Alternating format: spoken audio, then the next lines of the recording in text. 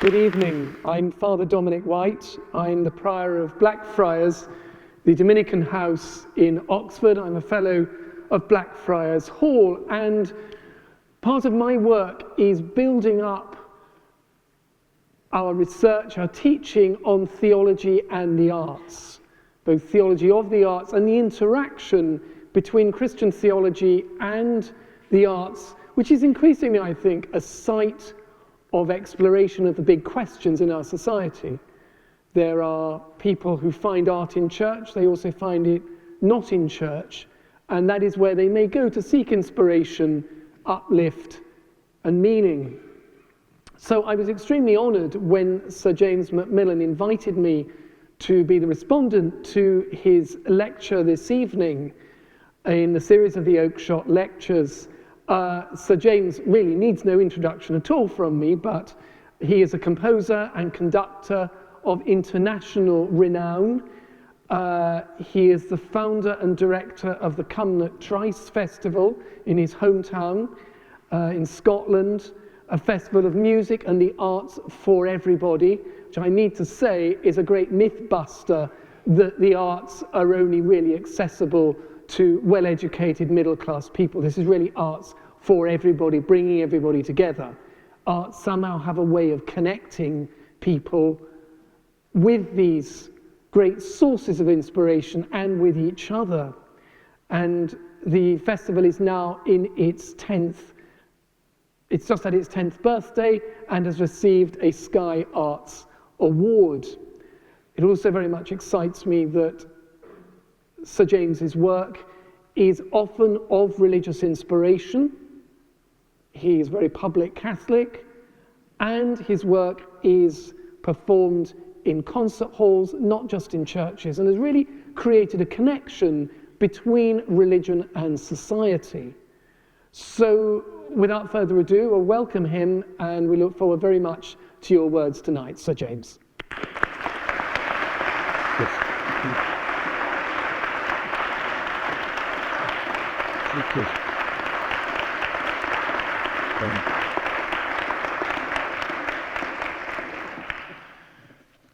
Thank you, ladies and gentlemen, and thank you, Father Dominic, for those kind words of introduction, and thank you to Daniel Robinson for inviting me to deliver one of these lectures this year. My lecture today is entitled Music and the Sacred in Antiquity and in Modernity. It's clear then that I'll be talking about the arts and religion and how they intersect through music. One of the reasons I'm interested in this intersection has quite a lot to do with Roger Scruton, whose name was and still is obliquely associated with this lecture series. I knew Roger Scruton. I met with him and talked with him, especially in the last 8 or so years of his life. It was then that I started reading his work avidly, and I became intrigued by what he had to say about music and religion. I was surprised by this, because when I was younger and had not read much by him, I had been persuaded that his views must be antithetical to mine. 2 groups of people I most associated with had warned me of him as not one of us. No. One group was my fellow composers and the contemporary music world, which had him down as a reactionary, and whose ideas of musical aesthetics were hostile to theirs. Yeah. Their perspective was that he had conservative ideas about music, which were out of step with their constant urge to chase the cutting edge of contemporary music. This view turned out to be a simplistic caricature, and he had completely ignored his copious writings on music, especially the music of Richard Wagner and the musical culture that had evolved since him throughout the 20th century. The other group was my fellow Catholics. They and some others had maintained that Scruton's perspectives on religion were merely performative and obsessed with the culture of Judeo-Christianity and not the living faith. Compared to them, they claimed that Scruton was inauthentic and uncommitted. I eventually began to wonder how they knew this. Did they have an amazing laser-like gaze through the window of this man's soul? And why was his deeply scholarly knowledge of the orthodoxy of faith inauthentic compared to their particular up-to-date ecclesial enthusiasms? Might it have something to do with his skeptical scrutiny of the more fashionable twists and turns of the contemporary church? His impatience with the claims of liberation theology, and his general ennui with the latest fads and trends, manufactured to fit in with powerful secular political orthodoxies and pieties. He was never one to get with the program, as David Cameron might have it. Any program, for that matter. So I started reading and became fascinated with what he had to say about music and about religion. I didn't agree with everything, but the interface with an until then hidden and blocked perspective was helpful to me in my own thinking. I have quoted him and referred to his writings a lot in my lectures. Especially important for me was Death-Devoted Heart, Sex and the Sacred in Wagner's Tristan and Isolde. Some people are surprised that Wagner's name crops up in discussions about sacred music. But Michael Tanner once wrote that the two greatest works of sacred music ever composed were Bach's St. Matthew Passion and Wagner's Tristan and Isolde. I presented a couple of series on BBC Radio 4 on faith and music and did a whole episode on Wagner. He had an unconventional take on religion, but a number of the contributors to the program pursued the theology of his music. One claimed there is a vast theology of Der Ring des Nibelungen, and in Parsifal there is a huge Eucharistic scene. Roger Scruton makes the case in Death-Devoted Heart that Tristan is a Eucharistic opera too. I was smitten, and his ideas began to percolate my thoughts and the way I particularly thought about sacred music and what made music sacred. So much so that I began to refer to his writings in public. I remember doing this in a pre-concert talk at the Queen Elizabeth Hall, which annoyed the Guardian critic sitting in the audience, who subsequently described me, quoting Scruton, as perilous. I wonder what he meant. Perilous for whom? Perilous for me, perhaps? Was this an early cancel culture style warning? Anyway, that's all I want to say about Roger at this point. His influence on me has been considerable, and I probably would not have formulated these following thoughts if I hadn't met him and read him. Part of my intention today is to draw attention to the technical and historical influences that Gregorian chant and plainsong have had on the development of art music, principally from medieval times. However, I think it's only right that I begin with a fundamental theological point about music and its connections and reach into the numinous. From my vantage point as a modern composer, surveying the development of music through the 20th century into our present time, I can observe that music's search for the sacred, acknowledged by music lovers to have been constant through history, did not disappear in our age of unbelief. In fact, in a century where we have charted the retreat of faith in many aspects of our culture, the world of art music, and I think many other forms of music too, have shown clear evidence of creativity and the specific imagination of composers being maintained and nourished by a spiritual quest. It's an extraordinary fact that in the last 100 years or so, some of our major compositional figures have been profoundly religious men and women. And this chimes with the oft-stated view of many music lovers, whether they are believers or not, that music is the most spiritual of the arts. One of the big surprises in my creative life has been the wider recognition that the spiritual inspirations behind the great composers, past and present, continued and grew through the 20th century. That means that in the era of unbelief, a multifaceted search for the sacred has been manifest in music's journey through modernity. There has been a sometimes reluctant concession that religion, and not just a vague spirituality, has played a huge part in musical modernity from Wagner to the present day. Some of the world's most important composers over the last 100 years or so, as I say, were profoundly religious men and women. Not all were necessarily conventional believers, and many were not even Christian, but the search for the sacred has been constant and widespread in musical modernity, from Stravinsky and Schoenberg through to Arvo Pärt and John Tavener, and many in between, such as Olivier Messiaen, Poulenc, Britten, Schnittke, Goretzky, and even John Cage and Karl-Heinz Stockhausen. Stravinsky was as conservative in his religion as he was revolutionary in his musical imagination, with a deep love of his Orthodox roots, as well as the Catholicism he encountered in the West. He set the Psalms, he set the Mass. He was a man of faith.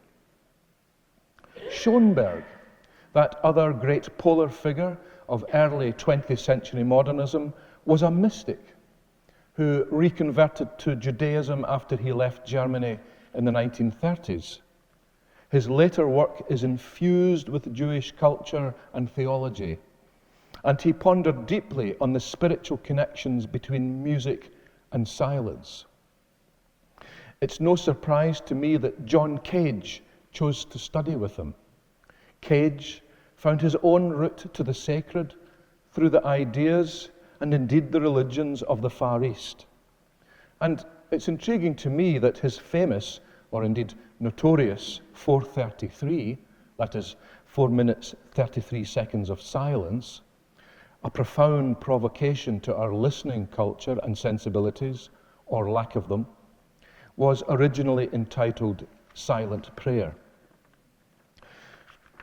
The great French innovator and individualist Olivier Messiaen was famously Catholic, and every note of his unique contribution to music was shaped by a deep religious conviction and liturgical practice. There are, in my view, two composers in history who may be described as theologians. One is J.S. Bach, the other is Olivier Messiaen. Messiaen was a powerful influence on Boulez and Stockhausen, major figures of the post-war avant-garde, and therefore Messiaen can be counted as one of the most impactful composers of modern times. His Catholicism, far from being an impediment to this, was the major, indeed singular, factor behind it. Messiaen wrote one opera, St. Francis of Assisi, but the most important French Catholic opera of the 20th century was written by Francis Poulenc. His Dialogue of the Carmelites appeared in 1956. As the American Jesuit Mark Bosco comments, no other opera combines 20th century musical sensibilities with such profound theological themes on Catholic mysticism, martyrdom, and redemption. It is strange then, in these secular times, that such a work has become one of the most popular and regularly performed modern operas of the age. And there is something about it which doesn't chime well with the accepted orthodoxies and pieties of our age. especially in the country of its birth, France.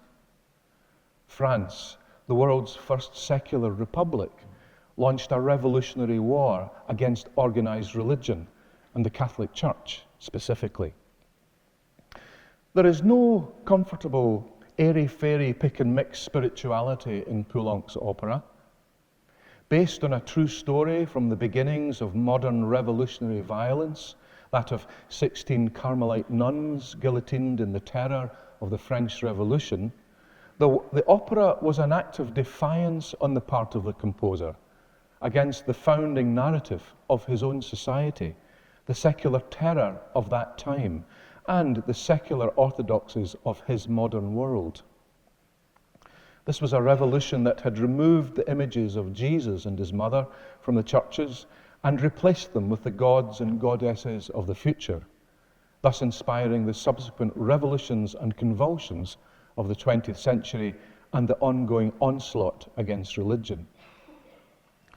For a culture that was meant to have put all these old things behind it, Dialogue of the Carmelites is a bold rebuttal of secular arrogances and certainties, and a beautiful proclamation of what some might claim as Catholic truths.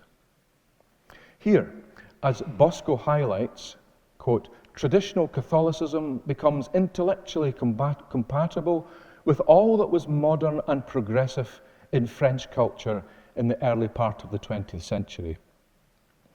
Poulenc's opera is, quote, at once a Catholic story of heroism and faith, and yet speaks to the modern world, an opera for the post-war period of Europe in the 1950s, and one resonant with our contemporary struggle with Christian faith and martyrdom.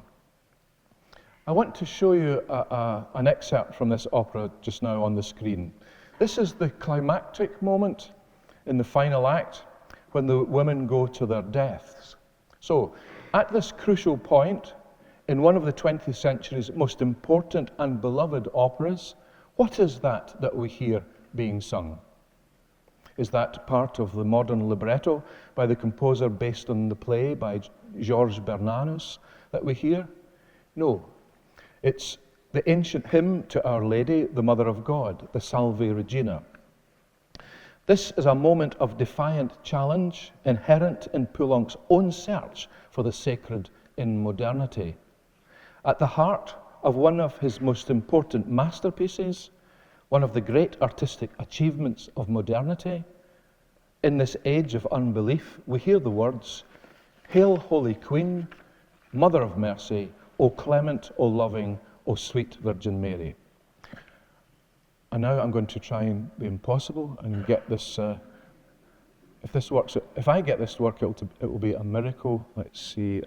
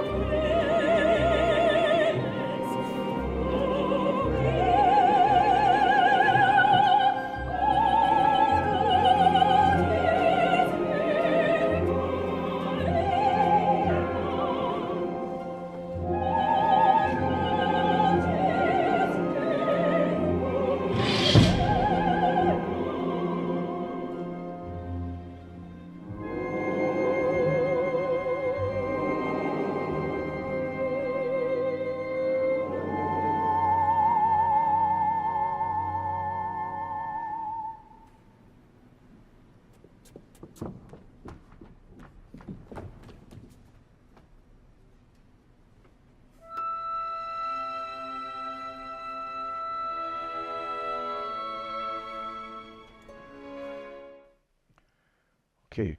I could just imagine the conversation between Roger Scruton and Michael Tanner over whether this was a piece of sacred music or not. To me, it certainly is sacred music for the secular world. So, the list of composers in recent times radiating a significant religious resonance is substantial, covering a whole generation of post-Shostakovich modernists from behind the old Iron Curtain, Gorecki from Poland, Arvo Pärt from Estonia, Schnittke, Gubaidulina, Ustvolskaya, all from Russia. Again, courageous figures who at the time stood out and against the prevailing dead-hand orthodoxy of the day, state atheism. And in this country, after Benjamin Britten, have come Jonathan Harvey, John Tavener, and many others. So far from being a spent force, religion has proved to be a vibrant, animating principle in modern music and continues to promise much for the future. It could even be said that any discussion of modernity's mainstream in music would be incomplete without a serious reflection on the spiritual values, the belief and practice at work in composers' minds. And so it's within this analysis of modern music's universal context that I am able to find a way of communicating my own particular approach to composing. I get asked a lot whether I feel isolated being interested in religion as a composer. I don't feel alone at all. I simply cite all these other people that I've just mentioned. What has happened in music in the 20th century, as I've described it here, gives me much sustenance and encouragement. Far from feeling isolated and peripheralized in the world of music because of my religion, I have felt central in it and dynamically engaged as a believer with the swirl of ideas that surrounds us. And it's this engagement that has given me confidence and inspiration to write a series of works, choral and instrumental, which have sprung out of theological and liturgical reflections. One of the most recent ones, my Christmas oratorio, I'll be conducting in Budapest in a few weeks' time. So I thought it might be helpful to give you a short burst of something I've written. This is the anthem I was asked to compose for the Queen's funeral in 2022. I was told that this passage from Paul's letter to the Romans was one of Her Majesty's favourite moments in the New Testament. Who shall separate us from the love of Christ?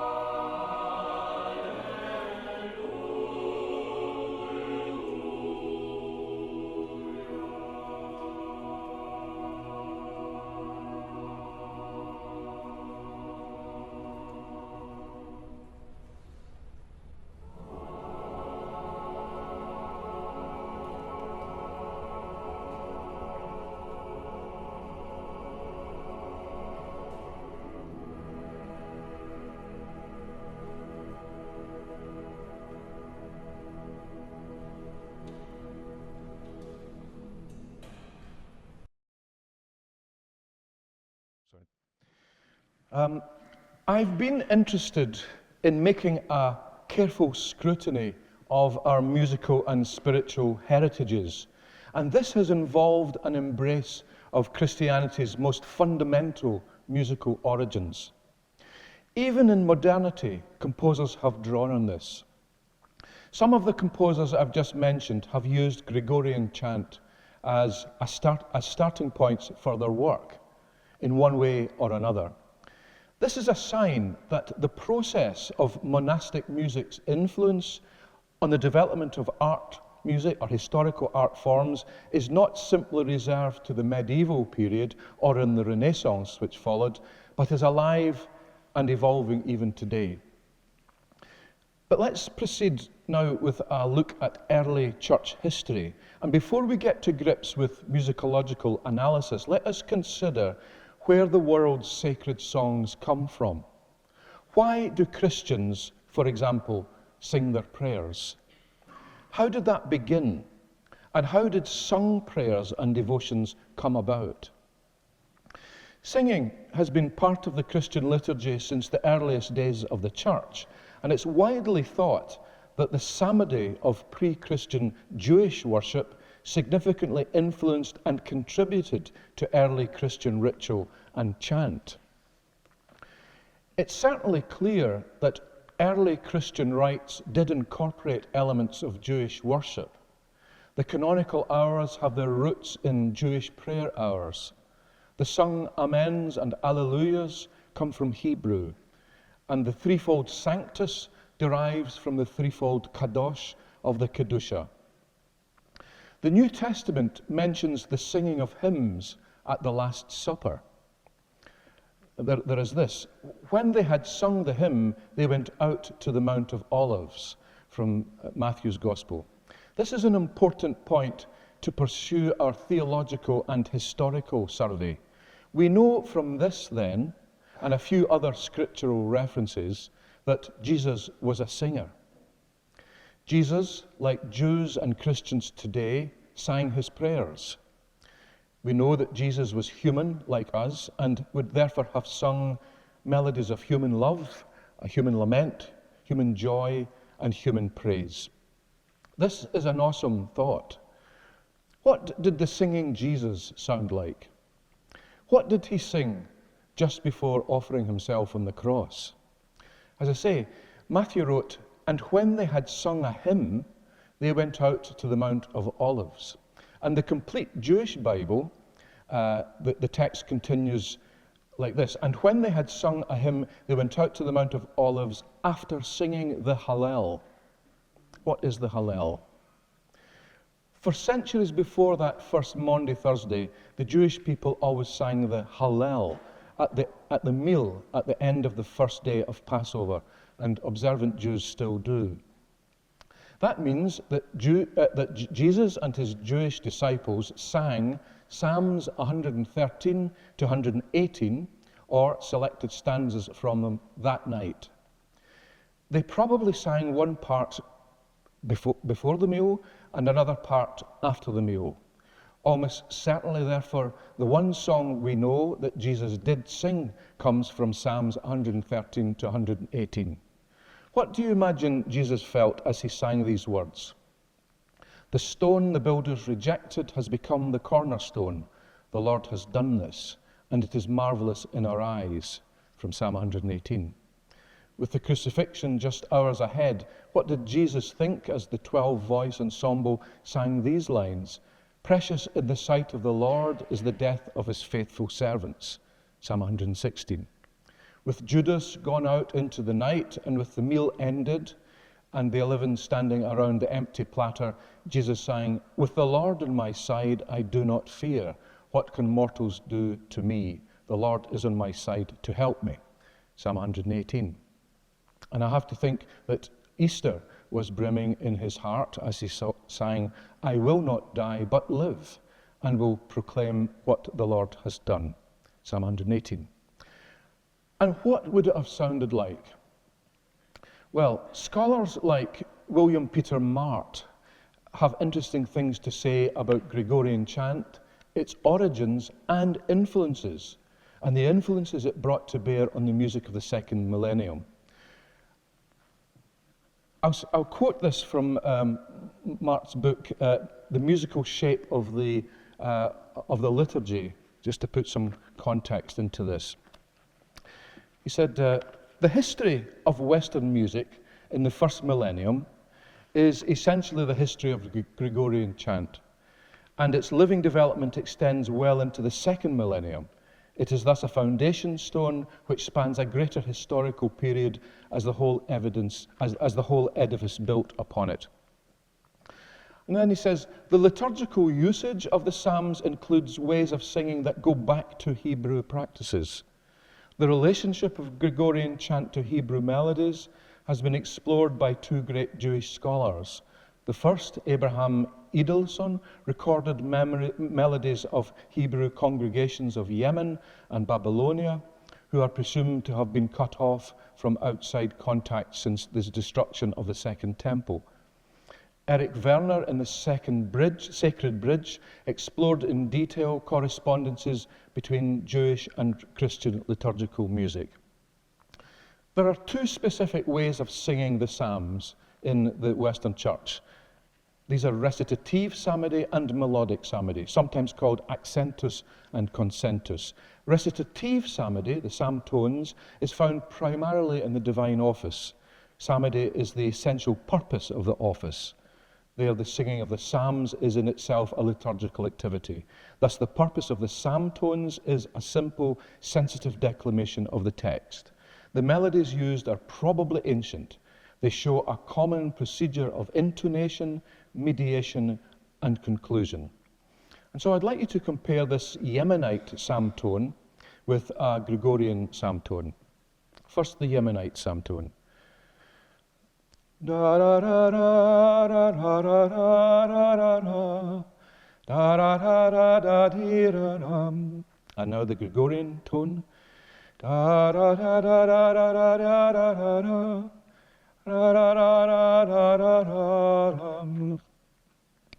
And then the graduals and the tracts, especially the tracts, show a close connection with melismatic Hebrew psalmody. The process of centonization, the use of a limited repertory of melodic formula, is quite like the Hebrew practice. The basic modes of the tracts, 2 and 8, for example, resemble the mode of the Hebrew haftarah. Certain melodic formulae show striking resemblance to Hebrew melodies. So here is the Yemenite eulogy of the haftarah. Then compare it with mode 8 tract. So here is the Yemenite eulogy.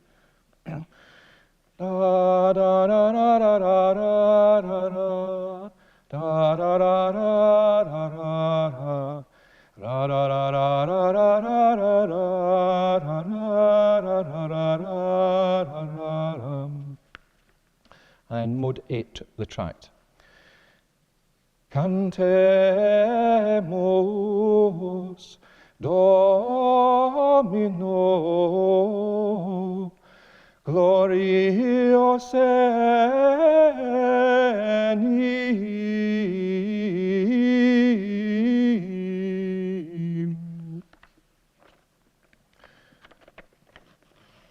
Perhaps Christ would have recognized some of these archetypal melodic shapes and fragments, which began to evolve in the Near East and in Europe in the emerging centuries of the new millennium.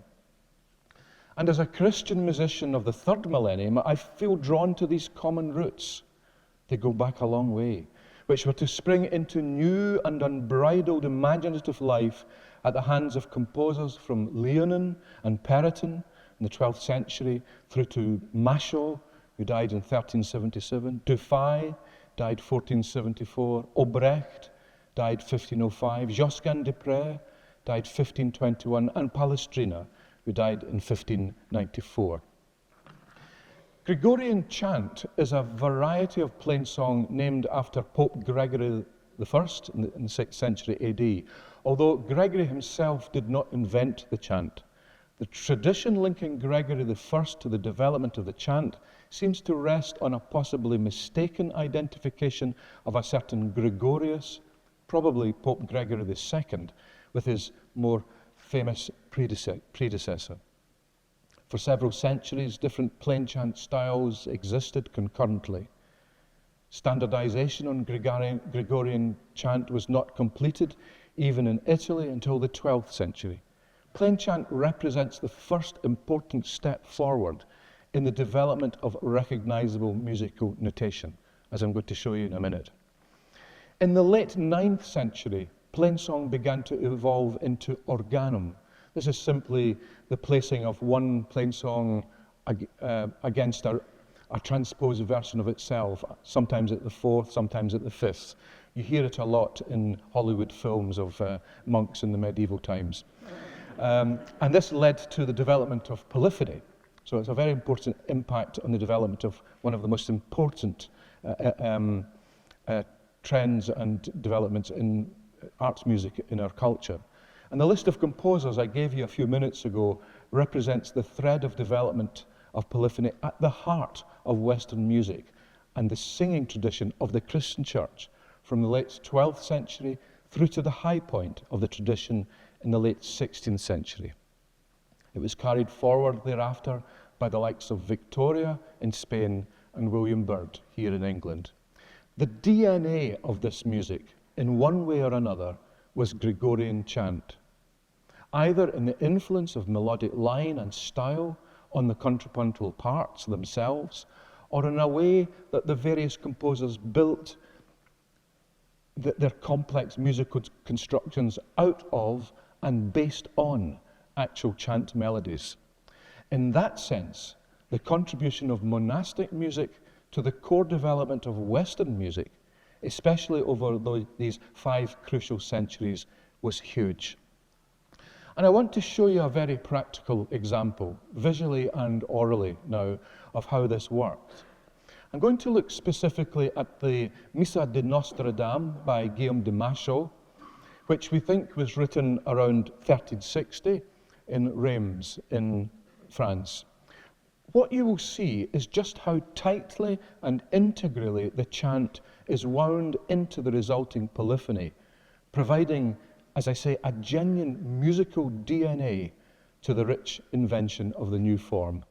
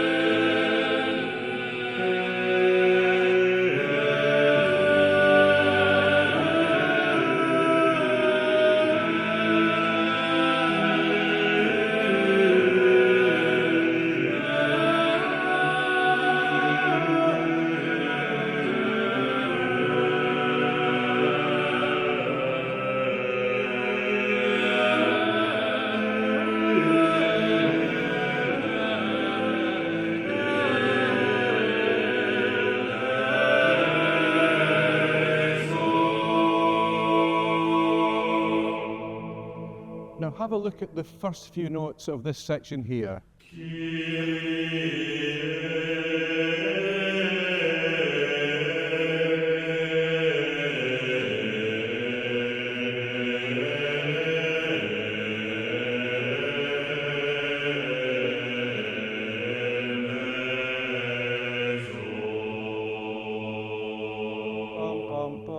To begin with.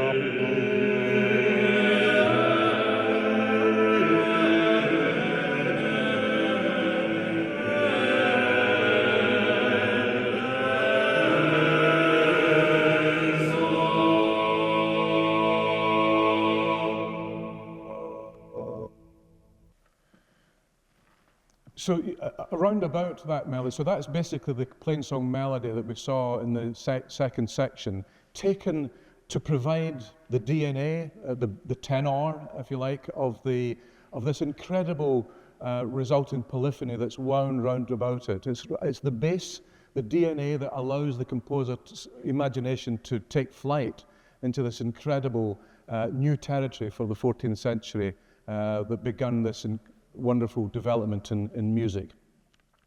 Yeah. I quoted earlier from William Peter Mart's book, The Musical Shape of the Liturgy. The most pertinent chapter here is the 5th, that is Gregorian chant as a fundamentum of Western musical culture.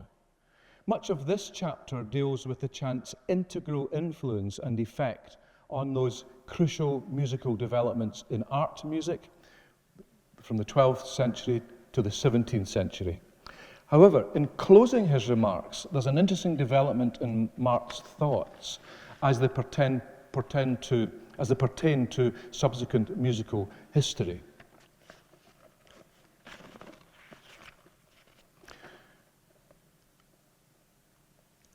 He talks about the stile antico, the old style, an important feature of church music in the 18th century, even though the music absorbed operatic and concert idioms by this stage. He says that the works of Michael and Joseph Haydn and of Mozart hold the stile antico as a valuable tradition and develop it, particularly in the fugues of the Gloria and credo movements of their masses. The number of Gregorian melodies that are incorporated into the music of Michael Haydn demonstrate the extent to which there was a creative interchange between the fundamental levels of church music. And then he goes on, the relation to traditional church music for Bruckner is a rich one. In his masses and motets, so this is the 19th century now, one finds quite conscious use of Gregorian melodies, of stile antico, of the affective depiction of ideas from the Baroque, all reinterpreted in the harmonic language of the late 19th century. And then he goes on, a characteristic of the Romantic movement was a renewed interest in the past. Although the works of Palestrina and plainsong continued to be sung in some of the more traditionally oriented churches, it is not often realized that Palestrina, as well as Bach, was the subject of an enthusiastic revival by Mendelssohn. Likewise, Gregorian chant itself was revived and renewed, and this led directly to the production of the present Roman books of the chant. The revival of a broad spectrum of historical styles in the 20th century has spawned an approach to the composition of music which could consciously adapt these styles. While Stravinsky's Mass comes closest in the style to the concerted Mass of the 18th century, it contains momentary references to chant, to organum, to 14th century figurative counterpoint, and even 19th century Russian homophonic music. And so, ladies and gentlemen, we've come full circle. We've come back to the modernity where I began. The contribution of monastic music in the shape of Gregorian chant to the development of the history of Western art music has been huge. But we have to remind ourselves why this form of music is the fundamentum, as William Mart puts it, and why it is described as the paradigm of sacred music. There is holiness in the sound of this music, and music is an intrinsic part of the projection of sacredness in the liturgy. The word sacred means being set aside for a particular purpose. In the liturgy, the establishment of its unique purposes, that is, the glorification of God and the edification and sanctification of the faithful. It does this in two important ways.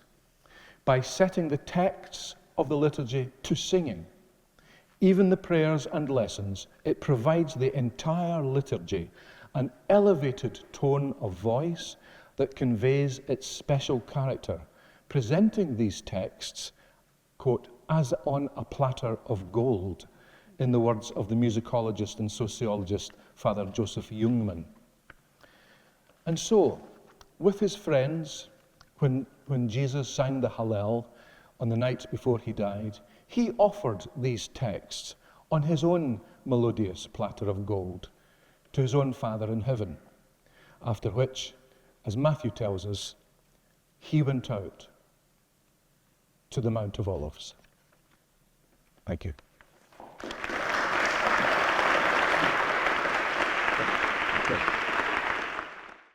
So, Sir James, thank you so much for, I was going to say, that magnificent lecture, but of course it wasn't just a lecture, it was music. You played us recordings, both visual and audio, and you sang to us. Yeah. People don't normally get all that in a university lecture. And it's amazing the impact this had on me. So, I mean, obviously, I will let you into a secret. I did some preparation. We are having a cozy conversation, but I did think of some things to ask Sir James. I started on Thursday in Didcot Parkway Station waiting room, where I was spending a little longer than I'd intended. And then I brought them with me. And then when he started speaking, I thought, I know where I must start, not where I'd started here. So I started scribbling with my biro. And then you played us the recording from the Dialogue of the Carmelites. And that was extraordinary.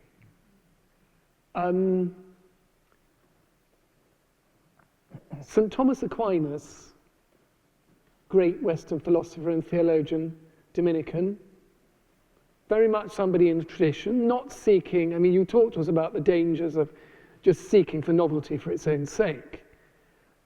He followed Aristotle. He also made use of Plato. He was wise enough not to put all his eggs in one philosophical basket. But he takes from Aristotle that all knowledge comes to us through the senses. And he says that the intellect has to be converted. It's a jussive, subjunctive. Let the intellect convert itself to the phantasms, the images, the sense impressions. And I really wondered, after having that experience, was he doing a bit more than just saying, yeah, you know, it's whatever you see, this is epistemological realism? Because when, you know, we heard and saw that, it's something that goes through your whole body, not just your eyes and your ears. I mean, do you think a lot of the crisis we're having in our society, and I think what a lot of people now will call a post-secular society, secularism is a done deal, it's what next, is it that we've tried to do everything in our heads and we've forgotten the many different ways in which we receive the data of knowledge, such as maybe through an experience of opera, music, which actually our whole body vibrates? Well, there is a parallel in modern music to this issue, and it might not be as apparent now as it might have been 40, 50 years ago, but there was, I think at the time, a necessary retreat into a consideration of the intellect for music. My view on modern music has changed and evolved a lot, but I can understand why composers, especially after the Second World War, retreated into the sound itself, retreated into the abstract parameters of music, because they mistrusted emotion, or they had been led to mistrust emotion, and they led their audiences, their listeners, to mistrust emotion. And there are deep cultural reasons why that retreat from emotion, retreat from, they would say, bourgeois affectations perhaps, happened. You can imagine what it must have felt like to be not just a young composer, but a young person generally in 1945, which had seen the end of culture. The culture that they loved, perhaps, the culture that many musicians loved, the culture that many philosophers and academics loved, come to an abrupt halt, a destruction of that culture, a bourgeois culture that had imploded in itself and had been destroyed by itself, one could argue. I'm not saying that's my view, but that certainly was an argument, and is still a prevalent argument in the arts and in culture and in philosophy even today. The solution for composers, and there are parallels in many other aspects of our culture, was to begin again, to wipe the slate clean. They had made a decision, a group decision, a cultural decision that Western bourgeois culture had failed. It led to Auschwitz and the Third Reich and war, and they had to start again with something that was not tainted by that past.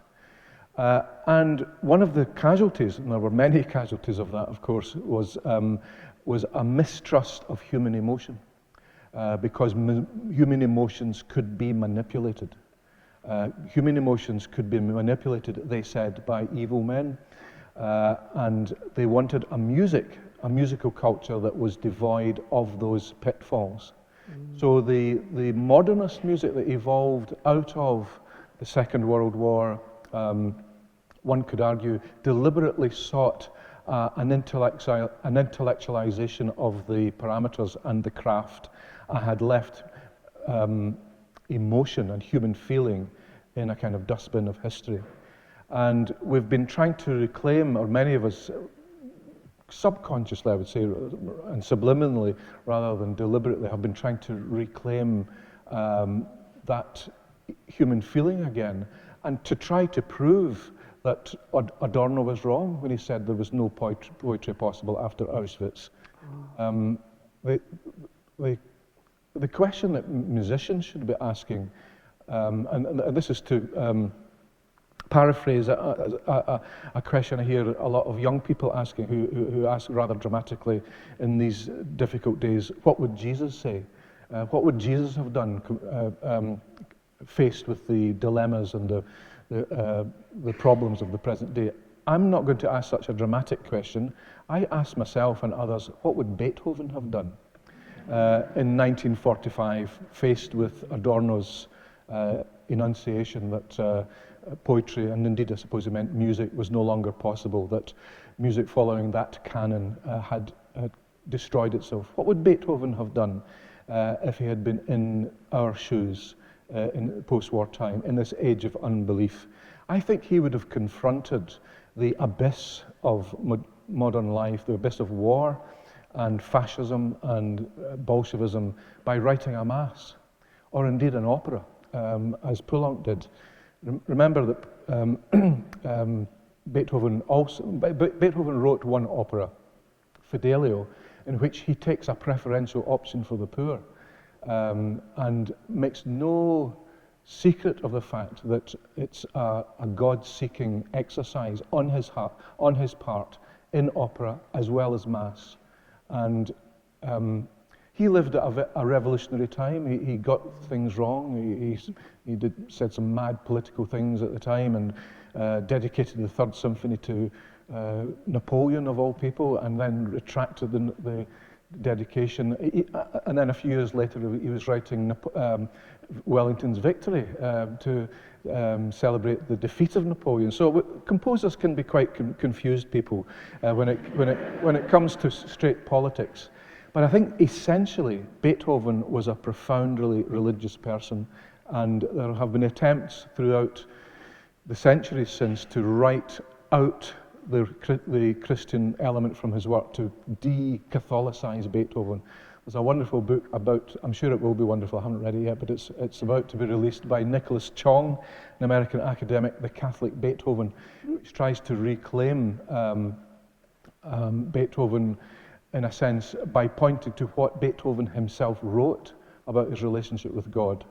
And if Beethoven was alive now, I'd be fascinated to hear what he would say about human feelings and the need to pursue human feelings and emotion in music, and what he would have made of the claims that this was a bourgeois affectation to be avoided at all cost.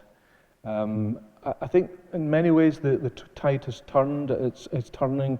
We're in an evolving culture, and I'm quite happy and delighted to live at a time when the arts are rediscovering its soul, and music's certainly been in that position. And if that means being able to express human feelings and emotions naturally, instinctively, along with doing complex mathematical things with music fair and good. We look at how mathematical the Mashal piece was there, but when that music was first heard in Reims in the 1370s, the people hearing that would probably have thought they were in heaven. Complex mathematical forms following all the strictest number formulae can still point you towards God. Yes, indeed. And sound beautiful at the same time. It's, if I can just go back to what you said about Beethoven, I mean, it is true that there's been a lot of scholarship which has sought to chip away at the assumed religious beliefs of famous artists just because, I don't know, they painted a great altarpiece or they wrote a mass. And we do know, I mean, somebody like Mozart, for example, would have had at least a complex relationship with the church, given that he was a Freemason. But he still wrote the Mass in C minor and the Great Requiem, which are among the sublimest pieces in the classical repertoire. I mean, I am reminded a bit of the Jewish story of the rabbi and the warring couple. The couple can't agree about anything, apart from the fact that this is intolerable and they must get the rabbi. So the rabbi comes along and says to the husband, "What's all this?" And the husband says, "Well, my wife, she's this and this and this." And the rabbi says, "Yes, you're right." And the wife said, "Well, that's appalling. My husband is this and this and this." And the rabbi says, "Yes, you're right." And somebody walking past says, "Rabbi, they can't both be right." And he says, "Yes, you're right too." And I wonder if in a way there's a bit of an all stories are true, but no stories are whole of the truth here. I mean, we can think of musicians and artists who've had just difficult relationships with the church. I mean, Pope St. Paul VI, who did so much to try to get the church into a place where the modern world could actually understand it, and was sort of simultaneously somewhat of an innocent and easily shockable, but also deeply compassionate towards those who struggle to believe. He once addressed artists and said that religious people and artists are sort of on opposite shores, but both aiming at the same thing. I mean, would you like to reflect a bit on why some musicians are, it seems, simultaneously very drawn to religion, maybe very Catholic, and at the same time hate the church and fight with it? Yes, it's interesting that recent popes have had quite a lot to say, not just about the arts, but to artists. Pope Paul, you mentioned, wrote to artists, wrote a letter to artists. The most famous one, the most dramatic one, I think, was the letter to artists by Saint Pope John Paul II in 1999, where he attempted to build a bridge between artists and the church, or the idea of people who believe in God, because in a sense he didn't think the culture war between the two was worth fighting, because in a sense they were following a parallel journey towards the numinous. And his words are very powerful to people who believe, to people who don't believe, and to everyone else in between. And it chimes with my experience that in a life of music, where I've spent my life with people who don't see the world as I see it, who are either atheist or agnostic, but when it comes to a love of music, we share this view that there is something about music which is a spiritual art form. And I find lots of people, not particularly religious people, saying in their love of music that music is the most spiritual of the arts. And that is a meeting place, a truce, if you like, in these ongoing debates, and it's a place where we can begin a conversation about what that means. I think for some, when we talk about the spiritual nature of music, it means something specific. For others, it can mean something a little bit more vague. But there is a parallel journey going on here, because people who are genuinely touched by music and moved by music, whose lives have been transformed by music, realize it's a lifelong engagement that has been required. They've had to give something up in order to engage with music, something of their precious time to learn an instrument, to find out what it is about this discursive form that speaks so powerfully. They've given up a lot of time and energy and love to the art form of their choice, that they realize in so doing that music points them towards something beyond the sum of our parts. Is it an intellectual thing? Is it a musical? Is it a spiritual thing? It could be both, but there's something in the impact that music has, in the way that it can really change you, that suggests there is a spiritual dimension in it. And I think that's what John Paul II and others realized was at the heart of this necessary conversation. Thank you. One thing which always strikes me about works of art, and I found this when some years ago I lived in Newcastle upon Tyne, and part of my job was to be chaplain to the artists. And they were, I mean, we had all the spectrum, just as you described, as your colleagues. And I mean, being a musician myself, I found exactly the same with people. Most of my stuff had just been really writing choral stuff for churches. But if we put on an event, whether it was an exhibition or a concert or a dance performance, I was amazed that rather than our somehow having to do all the verbal analysis first and then arrive at a creation, it was the conversation that arose from the experience, whether it was of a visual artwork, a concert, a dance performance. It could open a conversation between people who otherwise might struggle to find any common ground. With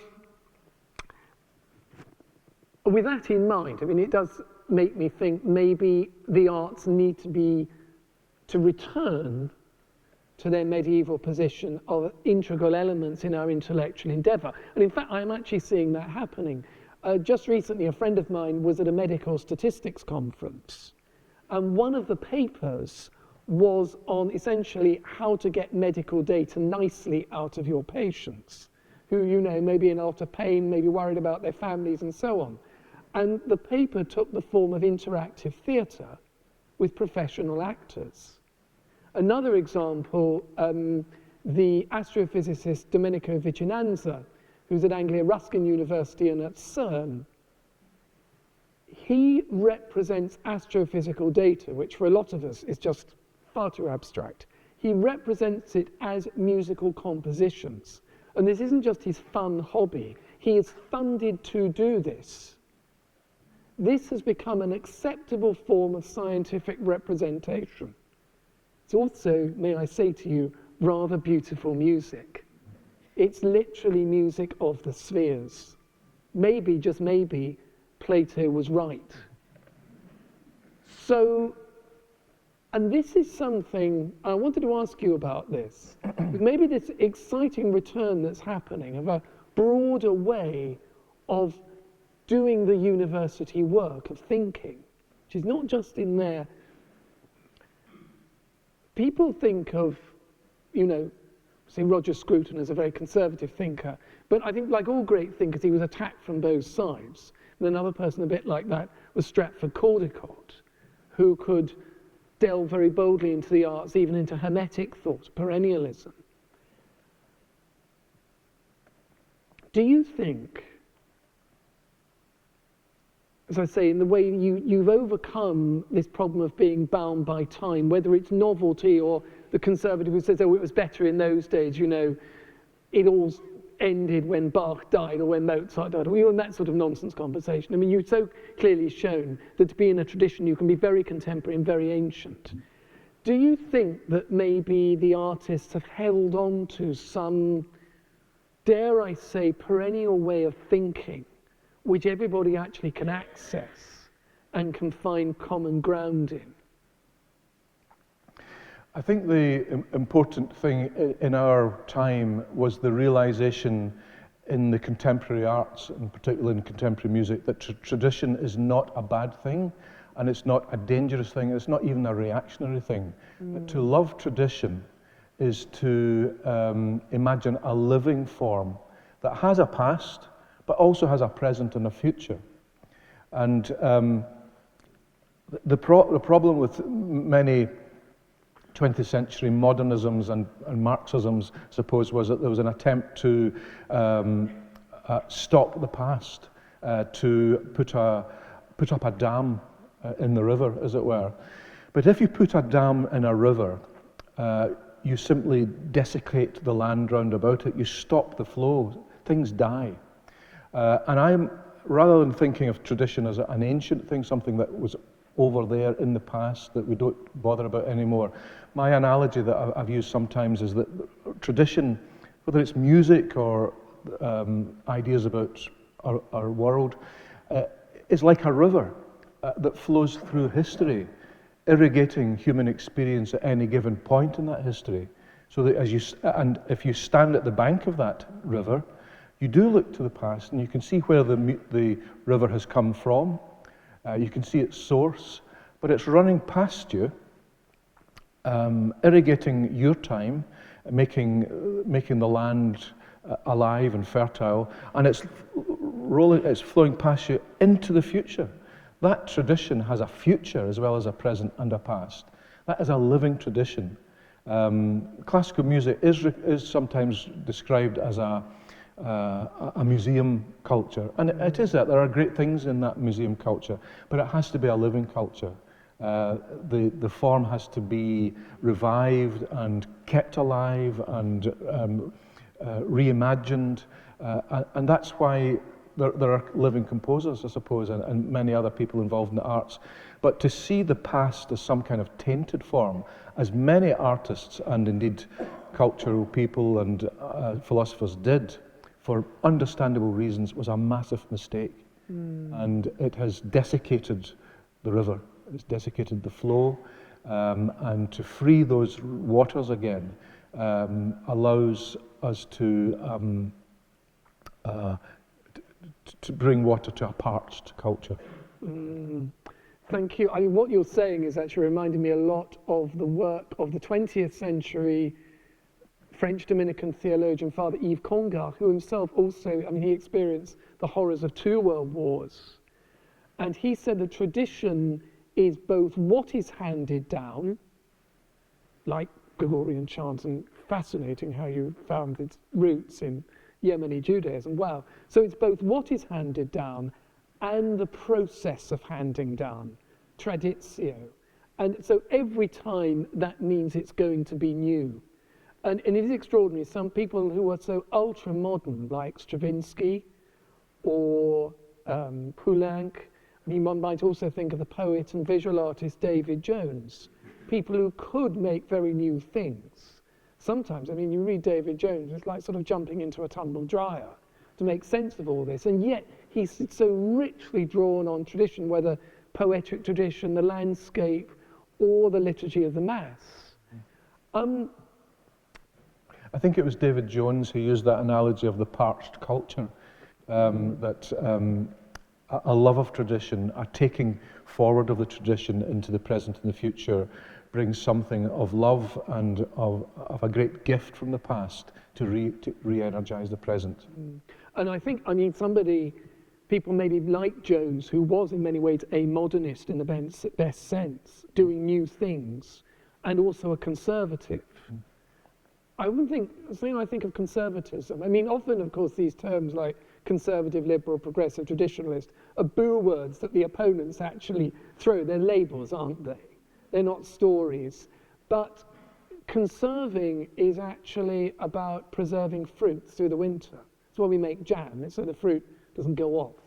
But yet it's something new. A strawberry jam isn't the same thing as an ordinary strawberry. Sorry, to use a slightly banal example. But it is actually creating something new. And I think something Congar was aware of is perhaps there'd been a temptation to oppose the onslaught of secular modernity by just imagining an unchanging culture. A bit like, if I can quote a very controversial book, Salman Rushdie's Satanic Verses, where the Imam wants to create this pure Islamic culture, And the way he tries to do it for himself is by always keeping his curtains closed so he can't see what's going on in the world outside. Yeah. But actually to be able to take and transform. I mean, you've been, and characteristically so, if I may say, very modest about your own creative process.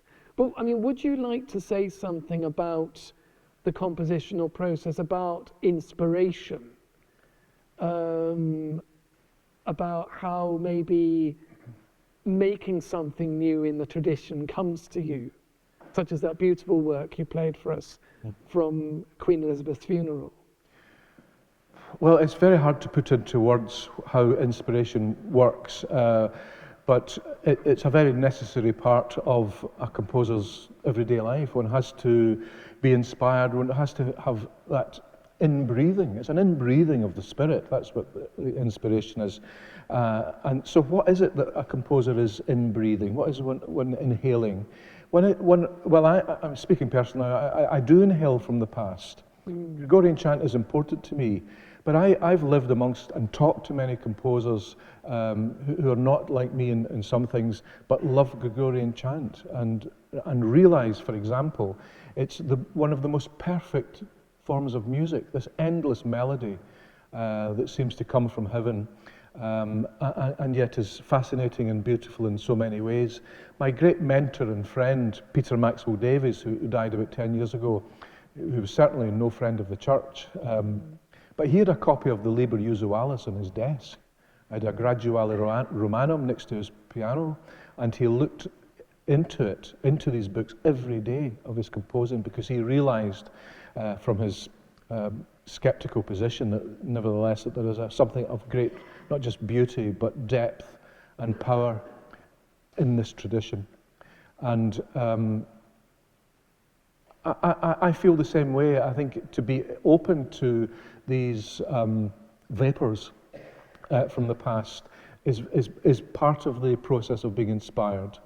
I'm also a middle-aged composer now, and I'm aware of the discussion and the debate about modernism and style and aesthetic. I've been through the mill a lot. You know, I'm aware that my style has changed over the years. It's not for me to define how that's happened, but it certainly has. And I've been very much part of that ongoing vital debate, and it's been fascinating finding out what there is in the culture that is that one can inbreathe, and what is worth inbreathing, and what that can inspire, what it can provoke you to create of yourself. I'm not answering your question very well, but just to give an idea that these things are important, and for an artist, a contemporary artist, I think it's important that the artist is aware of not just where he or she sits in one's culture, but of everything that has shaped that culture, because those forces have shaped that person too. Yeah, I mean, I am seeing a lot of contemporary artists now who are exploring their roots. I mean, people, for example, there's a German-Turkish artist, something Alton, her name has gone out of my head, but I mean, she's like sort of third-generation German-Turkish, and for her beautiful painted glasswork, it's very much from her Turkish tradition. She's really looking at what has shaped her. Something, though, that struck me, and I'm aware that unfortunately you have to finish, I mean, I think this is living proof of how powerful art can spark a conversation that could carry on. I didn't know that about Peter Maxwell Davies, and that's absolutely fascinating. There seems to be something sort of elemental in the true sense about Gregorian chant, that it belongs to the elements of creation, of the things around us, and the elements of nature. I mean, you sang for us earlier from the cantate. That's a very similar melodic form for the Sicut Cervus, like as the heart desireth the water brooks, again, so beautifully set by Herbert Howells. And it's actually got the form of water in it.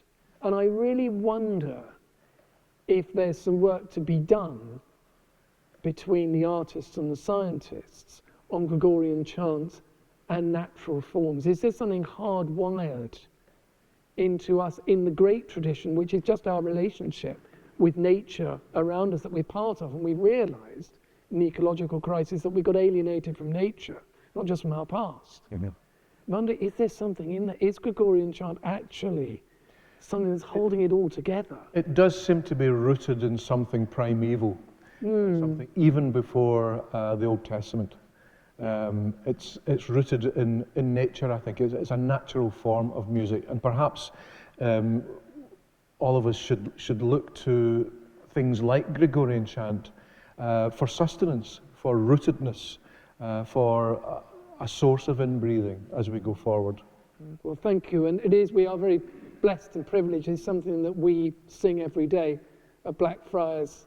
Church is open for Vespers, 6:45 every weekday. So hop in and join us. And it will also, I think, teach us to listen up much more to those forms in your works, and indeed in the works of many other composers. So I hope we'll continue the conversation among ourselves, and also maybe, I think you've given us courage tonight to be creative ourselves, to be creative in the tradition that's influenced us. So James, thank you very much indeed. Thank you very much. Thank you. Thank you, Carlos.